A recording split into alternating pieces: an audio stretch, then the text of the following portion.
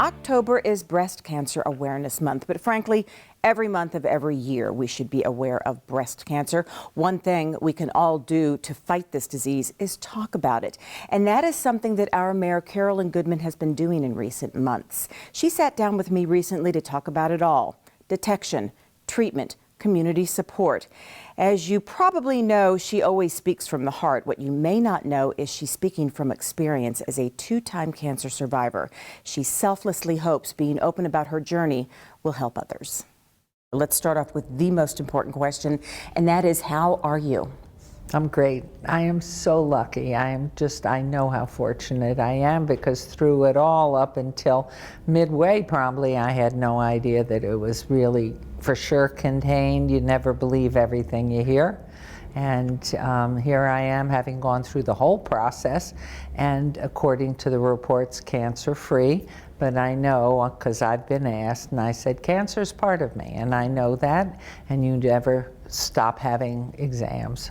Tell us how it unfolded. I thought, well, if I'm going to be lucky enough to try again for mayor, I'll do it in January. And so I went in for mammography, as one's supposed to do, and checkups with your gynecologist, or for men who should be doing it too with their physicians. And it came back, you know, we'd like to see you again, come on back in. And then they said, we have 2 spots that are strong. We're going to put you in for a biopsy on your lymph gland. And I heard that and I thought, uh-oh, and your breast. And so on the other breast, here I was, I went back in, and it happened to be the second tests happened to be done the day of the State of the City. And I had told no one, and of course didn't tell my husband, who's the most explosive human being in the world. And as soon as they had the report, I think they must have rushed it through. They had it immediately, and that both the breast tissue and the lymph gland was cancerous. And so there I was, having to stand up and give one of my very short States of the City, as you well know, Nancy. They get shorter every year. Yeah, by 3 minutes.